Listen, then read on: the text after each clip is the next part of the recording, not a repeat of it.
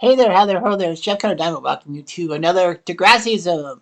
Today I take a look at one of the topics that people probably want to know about, and that's me defending Emma 1.0, 2.0, and 3.0. You'll be thinking, wow, they had three Emmas on the show? No, they had three Emma types.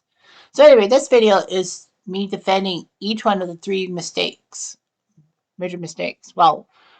Emma, 1.0 is Emma. Emma 2.0 is Claire, and Emma 3.0 is Maya. So I would take one major move that each character did and botched it in the eyes of the Reddit community and try to defend on why she was what she said she wanted to be and all that. So, they have all done stupid stuff in the past. So, anyway, let's give some context. So, Emma was made to be the main protagonist from Degrassi Next Gen because of the fact that, she was Spike's child from Degrassi Junior High, which won an international Emmy for the portrayal of the pregnancy. Anyway, so Emma was raised by Spike by herself because Shane wouldn't take care of the baby. What we know, if you watch Degrassi Junior High and High, was that Shane took acid at a concert and fell off or jumped off a bridge. It was unknown, but he suffered brain damage. He survived, but he was put in a home by his parents for brain damaged people and all that. We didn't get much context into Shane and all that through the first few seasons of Degrassi Next Gen until season 3. Anyway, Emma 1.0 is the protagonist, Emma, who was upright and uptight with some stuff.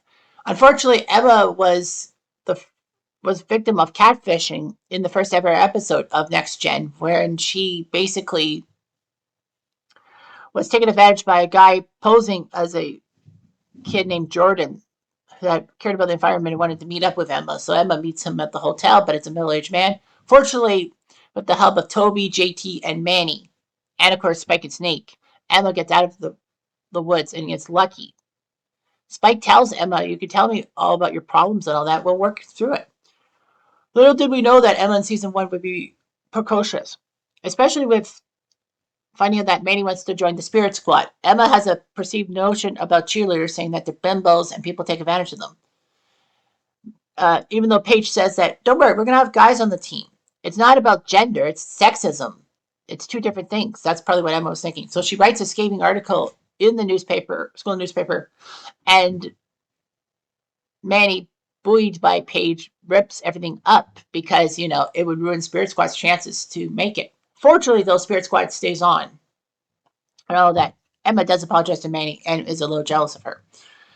And then Emma practically, in season 1, thinks that Liberty is being groomed by Coach Armstrong because he has his hand around her. So what ends up happening is that Emma is spooked and all that. She confides in Manny about it. Manny says it's probably nothing, but Hazel and Terry hear about it and spread rumors and make Emma the bad guy in the situation. Emma does do some good and clears Mr. Armstrong, saying that it was just a mistake and all that. Liberty doesn't take kindly to Emma's thing, but Emma at least owned up to it. Although Emma should have told Liberty that because of her own experience being catfished and having an adult give her an uncomfortable situation, she thought she needed to do that for Liberty's sake. Regardless of that, Emma in season 2 was just the worst. Like, she was upset that Spike and Snake were dating in the first place. Well, I mean, why would you want your teacher dating your mom or your dad, for that matter? It takes a while for Emma to get used to it, but she's okay with Spike and Snake getting together and all that. And Spike ends up being pregnant by Snake. And Emma thinks it's okay, but Spike says, I don't want another mistake, and wants to terminate it. Emma basically cannot let that go and tells Snake at his bachelor party about the situation. Snake and Spike almost break up because of this, but fortunately the wedding happens. I mean, Emma had her own problems. She had bad hair, she had a bad cake, and a bad ideology that Sean was coming to the wedding, even though that she and Sean broke up. Let's not forget in season 2, the fight for your right situation, in which she practically decides to butt heads with Raj over GMO foods and thinking that Raj doesn't care about that. They both do some wrong in the situation. Emma inadvertently starts a food fight. She does apologize for that, but she refuses to let it go with the free speech, saying that I have a right to protest. And Raj is basically threatening to suspend me because of this, but I'm taking it. And Raj is supposed to be the adult and try to calm Emma down. I mean, he does tell Emma that the cafeteria situation is budgetary and all that. Season 3, Emma has to deal with Manny trying to sexualize herself and tries to prevent Manny from making a bad mistake. Emma has the right idea, but poor execution. They break off as friends for a while, but Manny does, and Emma does help Manny out dealing with Craig when Manny wants to get an abortion, saying that I agree with you, Craig. She shouldn't abort it, but it's her body and her choice. And if she wasn't my best friend, I'd be furious. Which made me worry. It was like, I thought Emma and Manny broke off as friends. I guess they got back together. But yeah, it was like Emma could be pro choice, like she normally is, and help Manny out. So she can have both ends of the table, if you will. And Manny's shocked. And then season 4 pops up, and that's where I'm going to be trying to defend Emma's behavior from this. So stay tuned. All right, so this is the big mistake that, I'm trying to defend here. And I'm defending Emma 1.0 with her season 4 character change. So in season 4, Emma is broken up with Chris. And we don't know why, because it's not really drawn. But the fact of the matter is that she doesn't have a boy. And then she notices that Liberty has eyes on Chris, thanks to Manny. So she's concerned about things. And she's like, what? Why would Liberty be with Chris? Manny gets the vibe that Emma wants to go back together with Chris. And so she's willing to help. However, Emma tells Manny it's the contrary. She just doesn't want Liberty and Chris getting together, because what does that say about her if Chris is with Liberty? And then Manny says, you made some weird statements in the past before. And is not happy with Emma's thing. And then Emma basically is confronted by Liberty about this. And Emma says, I guess I have a hard time getting rid of Chris and all that. She thought she was over Chris and all that. But yeah, Liberty basically blasts her and refuses to be friends with Emma. And Manny stays away from Emma too. So Emma lost Manny and Liberty as friends. So then she finds out through Paige's friend group that Rick Murray was coming back because he was the one who put Terry in the hospital. So Emma decides to try to do something about it, and Radich confronts her about it when she doesn't let Rick in the hallway. We don't want a monster in this school. And Radich basically says that this is not one of your stupid protests. I'm warning you, stay out of this. Like, Raj is right in a sense that Emma should stay out of this mess, but the fact of the matter is that it is a story line that has to happen. So Emma, helped out by Paige's problems, decides to do an orange ribbon campaign to help domestic violence victims and to get into Paige's friend group.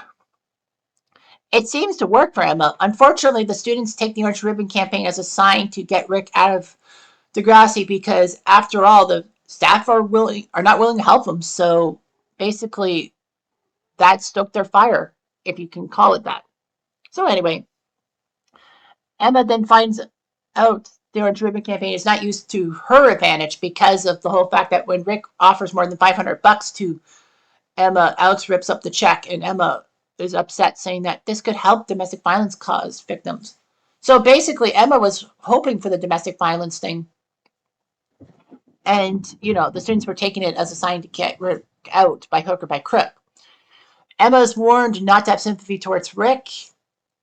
Emma tries to prove her worth, and then Rick gets hurt by the bullies, but Emma stops him from way worse consequences, and Emma is basically friendless. She loses Paige's friend group. She's basically ignored by everyone except the quiz team that she's on with Toby, Rick, and Heather Sinclair, who soon would be replaced by Jimmy. Emma is oblivious, as it seemed, to Rick's advances towards her. Rick has the idea to go after Emma and all that. So basically, Emma decides to, well, Rick kisses Emma after being painted and feathered. And Emma's like, Rick, what are you doing? I thought you loved me. I pitied you to get a clue. So Emma basically ends up, you know, doing that. Rick then takes a gun to the school for revenge, almost goes after Paige, but Paige calms him down. And then he uses the gun to shoot Jimmy after Spinner and Jay trick him.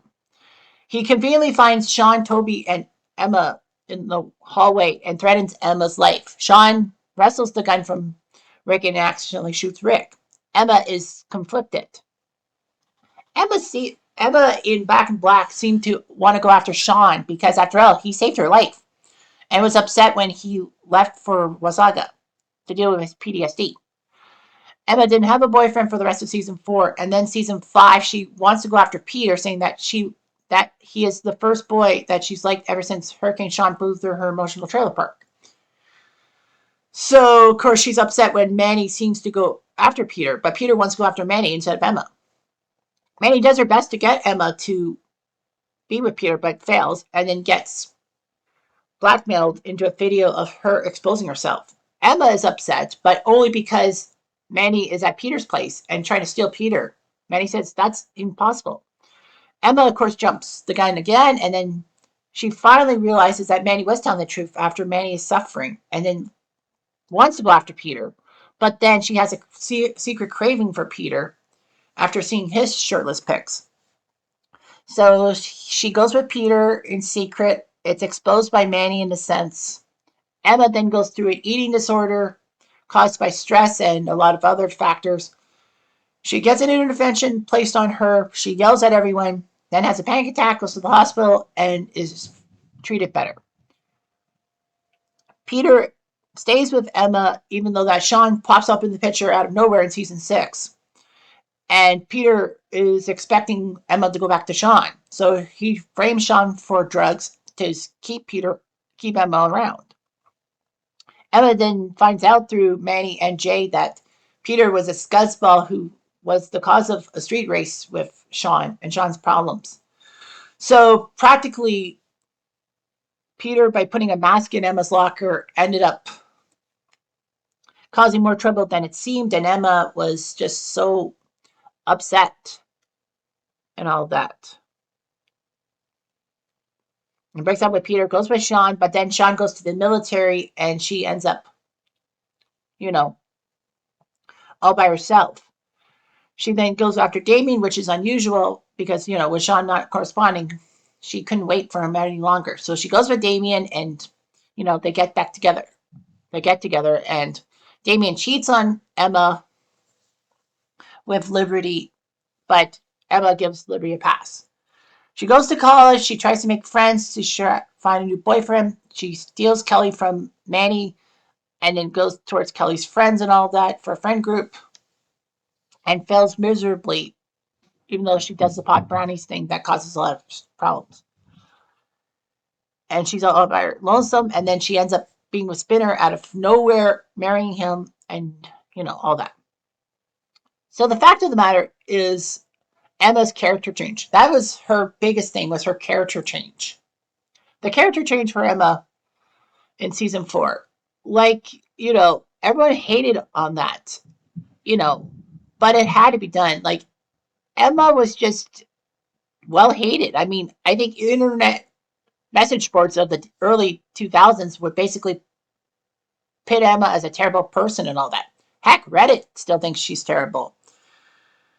But Emma, in a way, had to change. The old Emma was dead to her.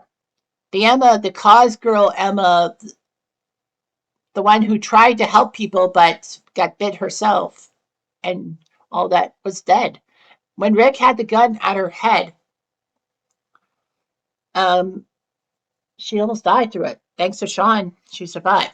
But the fact of the matter is that it just was a different phase of Emma. Emma, I think, in a way, in the back of her head, realized that she couldn't be the old Emma and try to fix things. She would always bounce back. Everyone figured she would bounce back, but she didn't.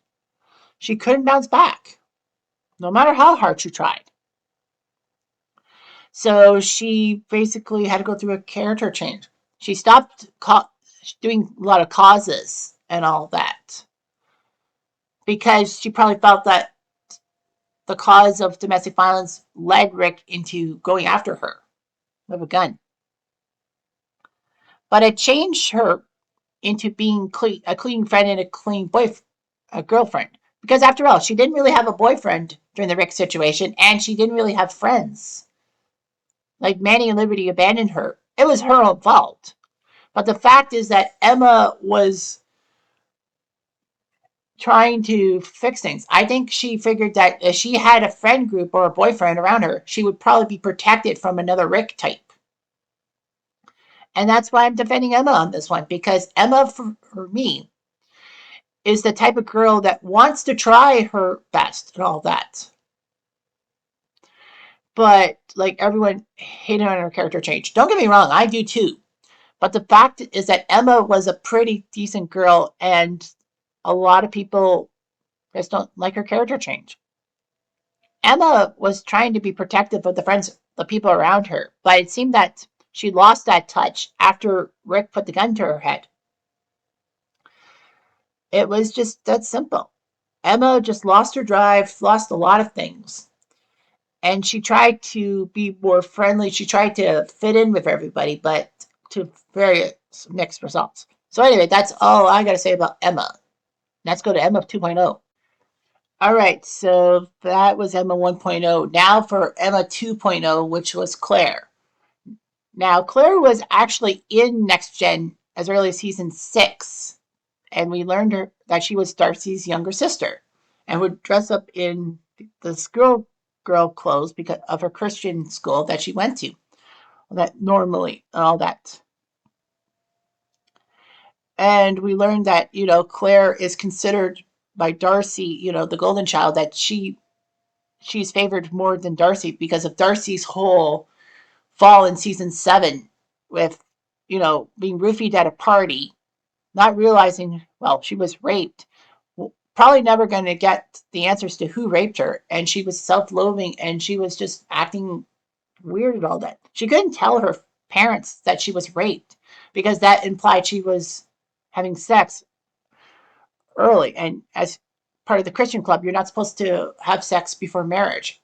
Her purity ring was taken away from her and all that, even though that she said that it was not meant to be.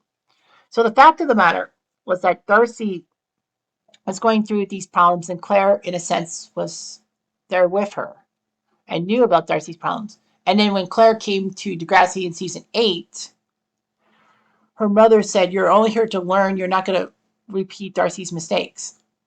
But Claire, funny enough, actually was in a storyline that she finds Spike's vibrator, and doesn't know what to do with it and all that. And then her mother embarrassingly has to say, "Okay, what questions do you have about things?" And so have to go into that thing. But the writers were setting Claire up to be Emma, like basically be the Emma of the next class, if you will, with Allie being the Manny type, Connor being the Toby type, and Casey being the Sean type.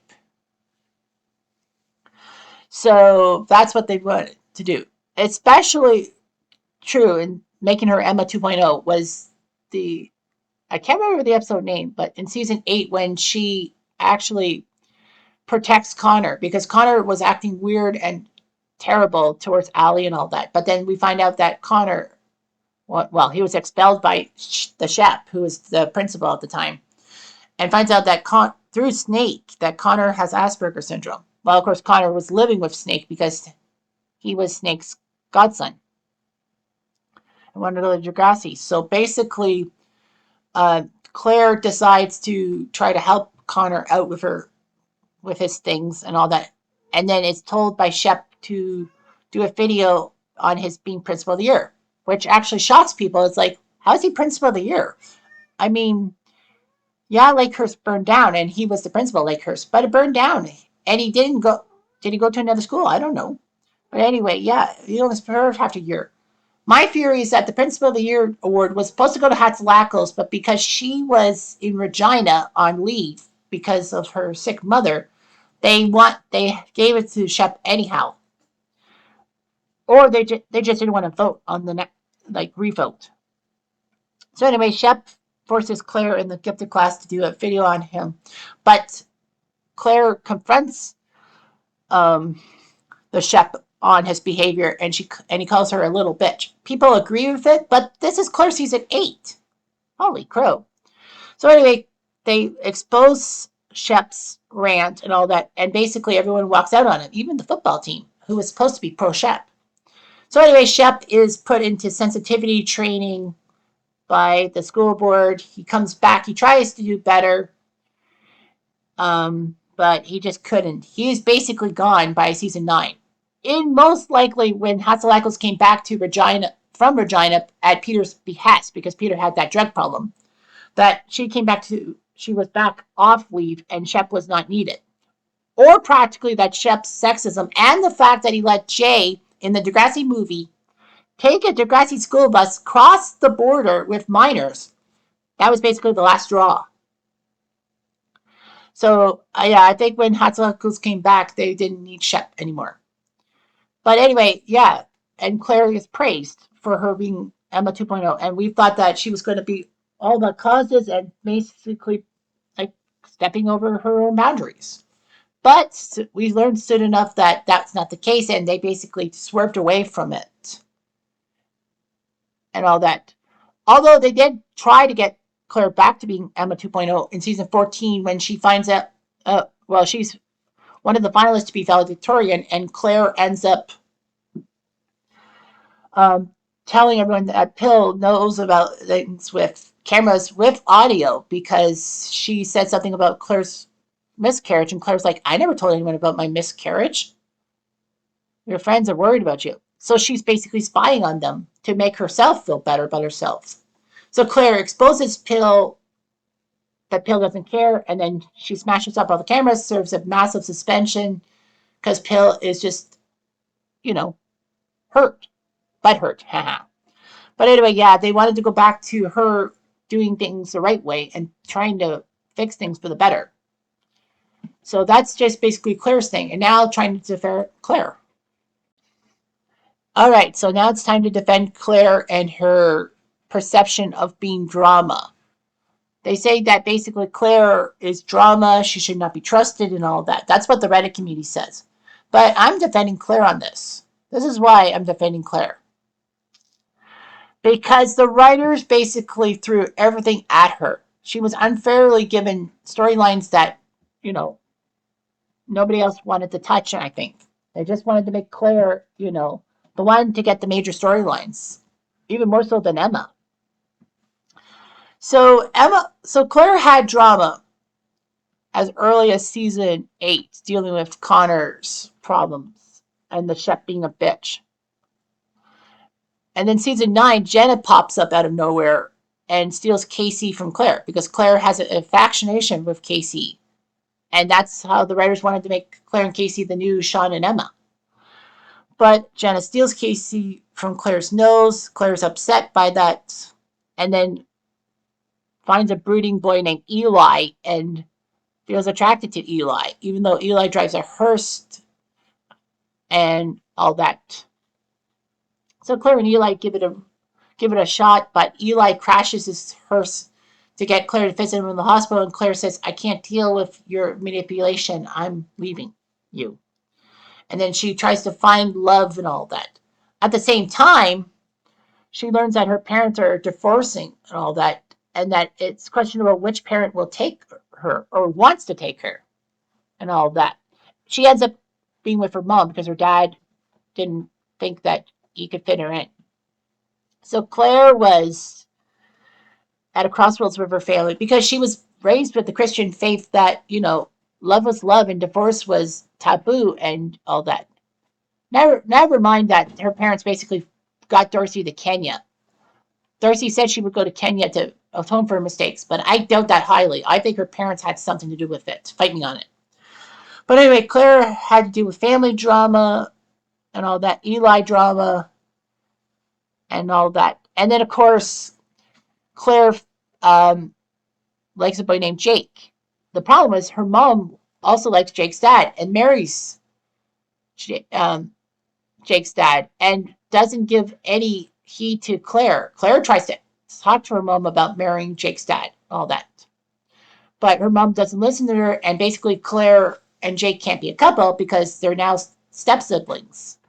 But Claire still wants to be with Jake because she wants to forget Eli, all that. I know the thing, did you flip a switch and forget and erase me from your memory? Like, Claire was trying to erase Eli from her memory. But then, Claire has the drama of that and then realizes that her mom married her boyfriend's dad, so she can't be with Jake and all that. And then she's getting pressured by her family. She decides to knowingly go to a weed cult and all that because she wanted to fit in. Fortunately, she got out of it, and her family's upset by that. But yeah, she had the drama with Eli for a few years. Eli goes off to Colombia and all that. She ends up being with Drew, who actually was trying to find someone to forget Becky because Becky, was his stepbrother Adam's fling. And it was weird how Drew wanted to be with Becky. I think in a way to owe it to his brother. But yeah, Drew ends up impregnating Claire, or apparently does. But it was Eli who impregnates Claire. Claire miscarries, and, all hell breaks loose about that with the whole pill situation. The situation is simple. Is that, yeah, Claire had a lot of drama on her, but the writers gave her drama, especially with her being in a magazine thing and being groped by her boss. Like her boss sexually abusing her in a sense. And Claire, getting fired because even though she came forward, the magazine was convinced that she was the troublemaker and she basically lost everything. But yeah, Claire had all these things put on her. And she had the cancer scare, and let's not forget about that. She had a lump on her back, but it was myocoma or something like that. And she has leukemia, she said, or something. She has cancer, sorry. And then she goes through a few years dealing with the cancer stuff. Like she's cancer free, it's in remission. But the fact is that, it was weird that she could conceive a baby if you could be, because some cancer patients can't. But dude, like when you have somebody dealing with family issues, boyfriend issues, cancer, and just overall trying to help people, why do you hate on this person? You can't. So anyway, that's Emma 2.0. Now let's talk about Emma 3.0. I know it's a long video and all that, but stay with me. This is the last part of it. So let's talk about Maya being Emma 3.0. Some people think that she's Emma 2.0, but no, she's Emma 3.0 by some standards. So Maya was introduced in season 11 as Katie's sister, a cello playing virtuoso, and all that. So of course Katie had her own problems with a knee injury and taking her mom's medication to try to get on the national team, and unfortunately for her, she gets a drug addiction. So, of course, Katie is kind of described sometimes as a doormat because of her relationship with Marisol and a few other people. And basically, the persona to turn the other cheek. So, Maya had a few things. And then in season 12, she actually finds herself in a love triangle with Sig and Cam. Cam is this boy who comes from Casing in Northern Ontario, 10 hours away from Toronto, to play minor hockey for the Ice Hounds. It's not a school team. It's a OHL team. In Canada, we have major junior teams of 15 to 20-year-olds in certain cities to play, and they go be with teams. They don't have to be in their hometown. They're usually elsewhere. And so Cam lives with a billet family and is homesick. I mean, 10 hours away. Jeez. So Maya finds Cam attractive and all that. But Sig doesn't like it too. And Sig is jealous of Maya coming close to Cam. So during a spirit week floor hockey thing, Sig manages to get under Cam's nose and get Cam in trouble with Principal Simpson. The worst part is that Maya knows that Sig provoked Cam and basically doesn't speak up about it, saying that Cam was the bad guy and Cam gets in trouble. So practically, Cam does go to Maya to apologize. Maya allows Cam to stay the night because it's too late. And then Cam walks away in the middle of the night, taking Maya's stuffed hoot with him and wants to give it back in front of the school. But Sig sees Cam and says, stay out of Maya's life forever. And Cam, with the fact that he was slashing himself with a skate and he was um, jumping off the roof, the balcony, because of all the pressures of hockey. He didn't want to play hockey. He wanted to be with Maya. He felt pressured, and Dallas and the team didn't help him. So he runs off to the JT York greenhouse and offs himself. We don't know how he offs himself. People have speculated that he either hung himself, slashed himself, and all that. But of course, the main theory with me, but my theory is that maybe he drank garden chemicals. Not necessarily that was the only part. He may have drank garden chemicals and then slashed himself. That's a pretty bold statement by me. But the fact of the matter is, as somebody who knows firsthand about garden products, working one summer at a nursery, and then working a couple years in a soil compound at Canadian Tire, I know about this stuff. So basically, that's my expertise. So that's probably what happened. And people will agree with me. Regardless of that, Maya seems indifferent to Cam's death at first and then decides not to cry at Cam's like memorial, saying that he was selfish for killing himself. I would have helped him out. And Maya has a strong point and all that.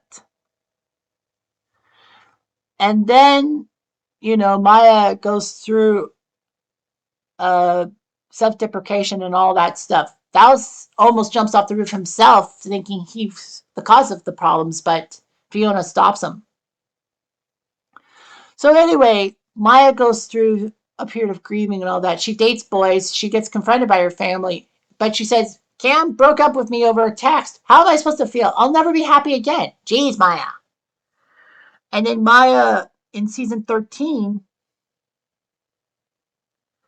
has problems with Zoe and Miles. She wants to be with Miles. Zoe wants Miles to herself. And so Zoe manages to swat Maya online, no punishment. But then Maya writes a song about Zoe, and she gets in trouble because Zoe's mom bitches and moans. And Maya's mom tells Maya to turn the other cheek. And Maya doesn't want to, but she reluctantly does so, basically getting Zoe scot free. And the fact of the matter is that, Maya feels upset. Maya and Zoe do make up at the end of season 13 and all that. So that's that. But it's time to defend Maya's worst phase. So it's time to defend Maya being Emma 3.0 in her nosiness and all that. And of course, her mental health issues. So in season 14, she ends up being with Miles again after breaking off of him in season 13 because he was interested in Zoe. So Maya seems to be happy with Miles and all that. But behind the scenes, there's something different about this Miles relationship from season 14 than the 13th season one. Miles is being abused by his dad physically and emotionally. His mom doesn't really help out a lot, nor does his younger siblings, but that's beyond the point. They have another issue called Degrassi Newts to worry about. So Maya sees Miles in a bad shape and all that,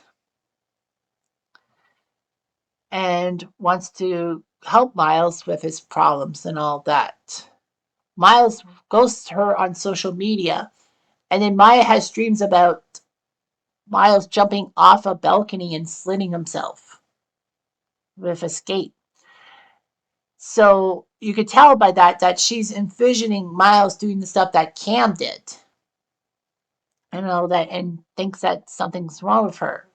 She's imagining Miles will end up like Cam, and the signs were there that she was trying to prevent Miles from becoming Cam. In a poignant scene, like Maya hears about Miles saying, "God, just kill me," and all that, even though he's sick. He says, "Come on, come on, I need something." Zoe and Sig see her in the state and try to help her out, but Maya says, "No, no, I just can't let this happen again. I can't let this happen again." And then has a panic attack. So she bursts into Miles' house uninvited and tries to stop Miles from hurting himself. But Miles says, "I was just sick." I don't know that. And then when Miles drives under the influence of weed and accidentally crashes into a car, which injures a woman and her baby, um, Maya decides to cover up for Miles and all that because Miles was worried about being in trouble with his dad and all that. So Maya covers up, but Miles then tells people about the situation, about being under the influence, and making Maya into a liar. Fortunately, Mayor Hollinsworth, soon to be Mayor Hollinsworth, excuse me, decides to help out Maya and Miles, saying that I'll make sure you're okay. Maya's mom is not too pleased with everything, and Maya says, "I had to help Miles. It's what I had needed to do." But Maya's mom said, "It's fine to like a boy, but don't waste your life around him." And all that. And the police officer even tells Maya, "You can't help someone who can't help themselves." Maya then tells Miles off, saying, "You need the help and you need to get it now," and all that. So anyway, Miles and his dad, the problems were in Firestarter when Miles is upset over his dad and decides to burn a campaign poster of his dad, but then burns the school to a crisp in a sense. However, Miles is happy because now he confronted his dad, he got his dad off his back, and he protected his younger siblings. So Miles feels great that he got revenge on his dad. And then tells Maya, "Check up on me every so often." And Maya smiles and says, "Nah, you're good." Walks away. And Maya doesn't go towards Miles. She goes towards Sig for the end of season 14.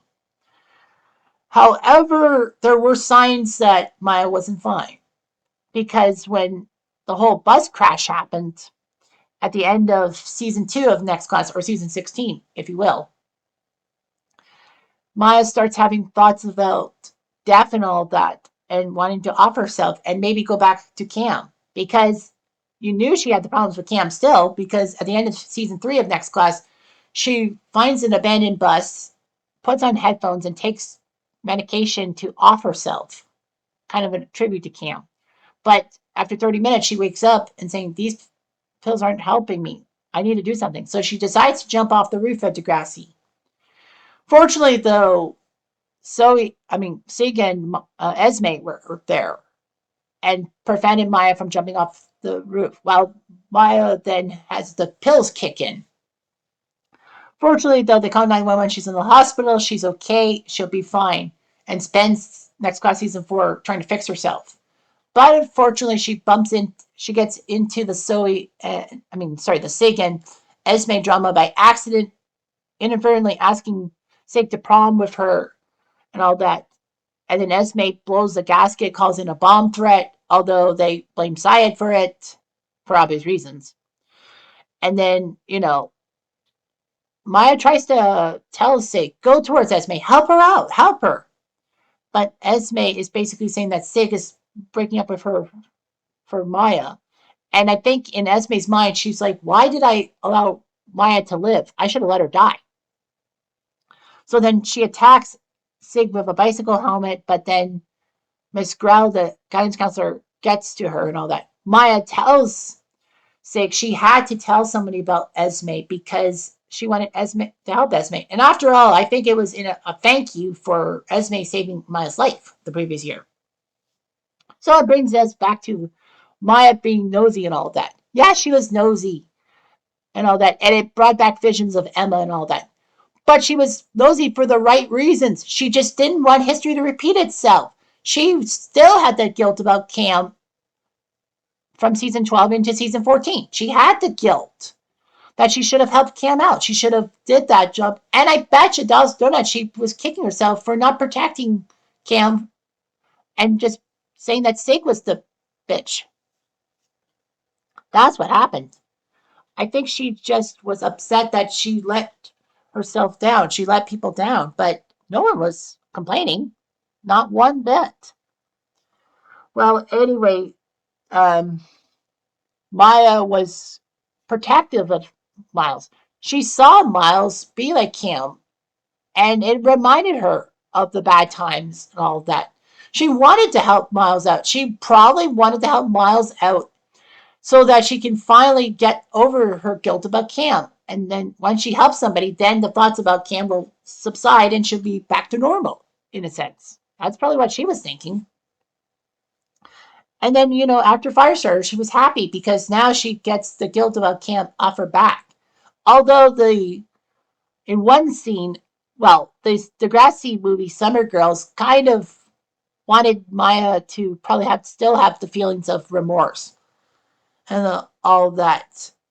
When she becomes the nanny for a music producer's kids, she's she's prodded by Sig to tell the producer to spend more time with her kids.